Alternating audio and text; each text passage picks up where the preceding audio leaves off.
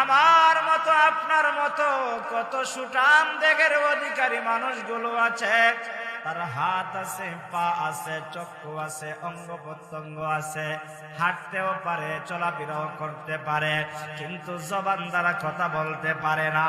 এমন মানুষ আমরা সমাজে দেখি কি দেখি না?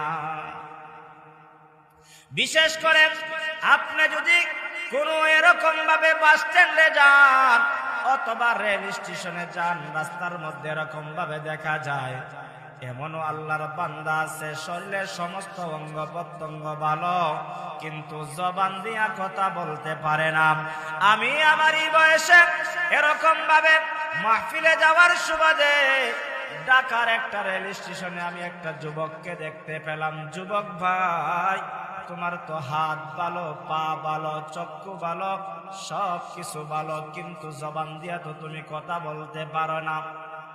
আকার ইঙ্গিতে বুঝাইলো আমার একটাই আফসোস, আমি যদি জবান দিয়া কথা বলতে পারতাম, এই জবান দিয়ে আমি আমার মাওলাকে ডাকতাম, ইশারা করে দেখায়।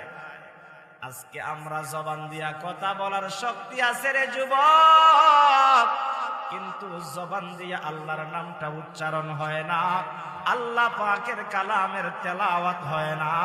এমন সুঠাম দেহের অধিকারী মানুষ সুনামগঞ্জে আছে না নাই?